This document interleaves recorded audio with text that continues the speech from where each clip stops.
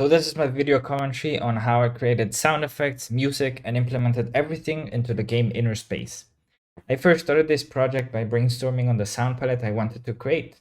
I went down the path of using organic textures for all the sound effects. This is to really sell the idea that you're inside a body fighting viruses.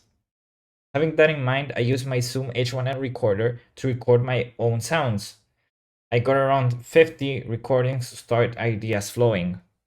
Some examples of all of those recordings were soaked paper squished in my hand, syringe filled with water, smashed fruit, vocal recordings, and fire matches. Here's all the recordings I have.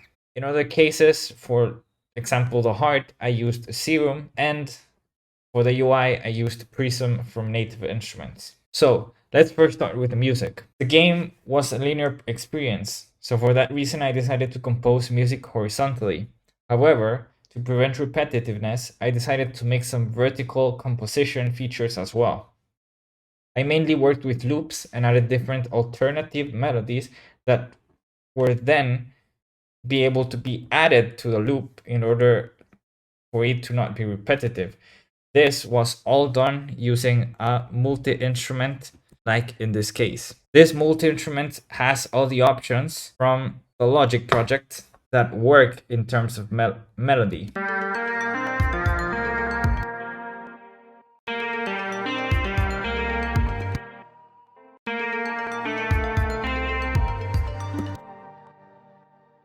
Now, in terms of transitions, as you can see here, I have composed different transitions for all the different parts of the game.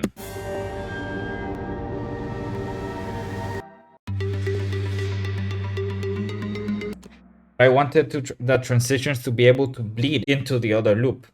In order to create this, I went into FMOD and added transition regions to all the loops.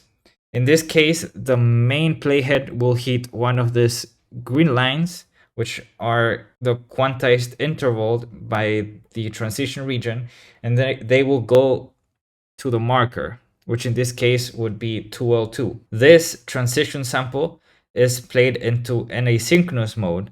This means it will have its own playhead. This will allow the main playhead to go exactly from this transition marker to the other loop, while the transition sample will keep playing until the end, making the reverb tail to bleed into this loop. Another important thing I did in terms of music is to use parameter sheets. In this case, I wanted to use the parameter sheets to be able to trigger different things in the music. So for example, there's a key stinger here, which I wanted to trigger.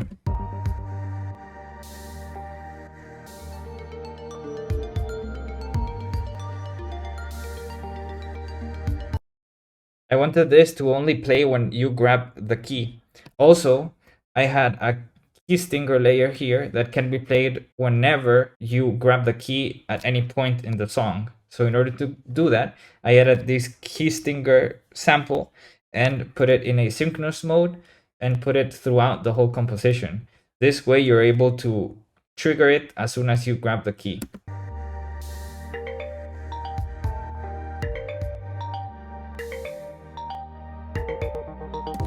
In order to implement this into Unity, I went in Unity and added parameter triggers. So for example, in the brain room key, as soon as the key is disabled, that means you grab the key grab layers go to 1, enabling the key grab layer. And at the same time, there's a global parameter trigger as well that makes the key stinger go from 6 to 7, making both of the sounds play. Another thing that I wanted to do for the music progression, which happens here, is to be able to make the transition as soon as you unlock the door. This was quite of a challenge because the parameter trigger value change didn't happen until the animation of the door opening finished, and that wasn't what I wanted. So what I did is to put a multi-instrument that has 3 different command instruments inside in the dissolve door event. This means every time you open the door, the playlist here in the multi-instrument will play in order because of the sequential global scope being selected.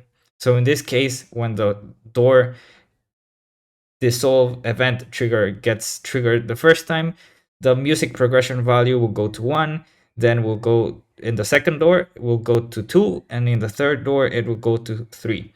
Now, there's a bit of a note in this case, but basically all the effects that I was going to place in a 3D space were exported from Reaper completely dry. Only music and main ambience was exported with reverb. This is because I wanted room reverbs to play a big part of the game, but they needed to be done in conjunction. It couldn't be done by sound effect. For the enemies, I wanted every enemy to have their life of their own. For that reason, I decided to use one-shots for the idle sounds. So in this case, you can see here in my Reaper project that I have different types of sounds for the idle enemy sounds.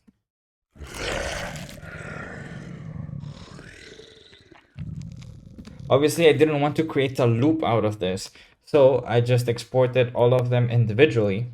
And I used some pitch shifting, some EQ, compression, and a limiter to really glue everything together for when they are placed into FMOD. In FMOD, I added every single sound into different multi-instruments depending on their category. So for example, the growls are here, movements here, and the low rumble here. They are placed into multi-instruments with asynchronous mode turned on and some pitch modulation and start offset. This is to make every single multi-instrument to start at a different point, different pitch, and really create that variation that makes every single enemy have their own life. Now onto the footsteps. For the footsteps, I recorded footsteps in 3 different settings for the different surfaces I plan to do in the game. However, for the water one, I added a layer of passing my hand through water in order to make that water effect. In this case, you can see here, this is the main tunnel sound.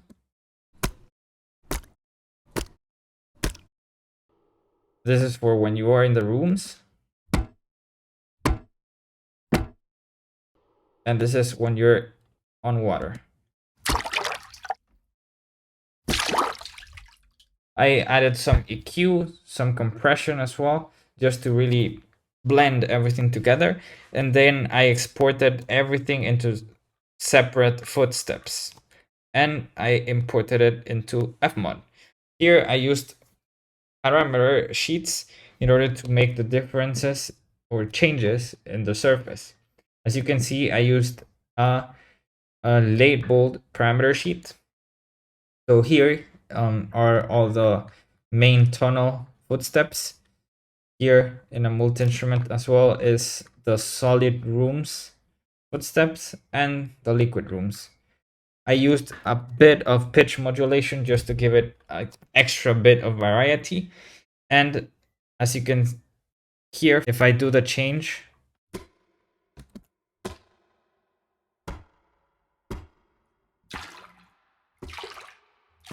the surface also changes.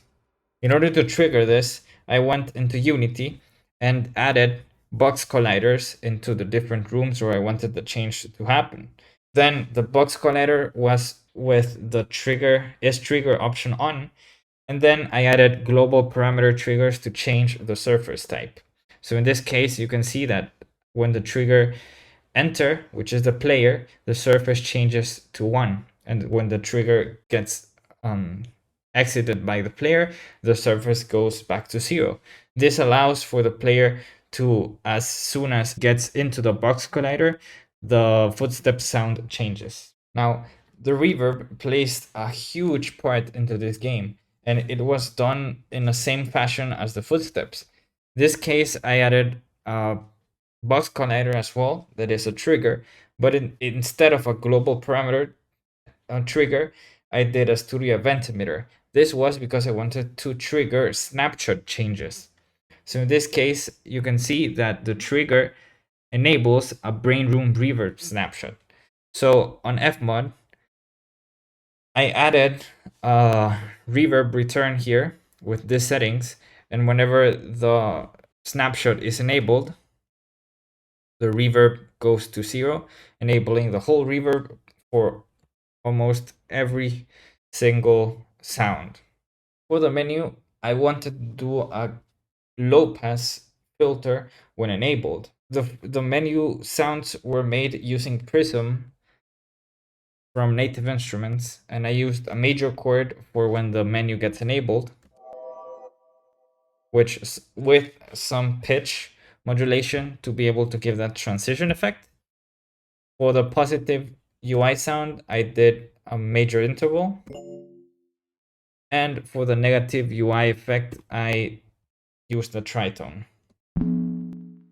In order to achieve the low pass filter I previously mentioned, I used a snapshot on the master channel or the master bus that has a filter. When the snapshot is enabled, the filter gets activated. Then this was placed into Unity by going to the game UI, to the pause menu, and the event emitter. When the object is enabled, menu enabled snapshot.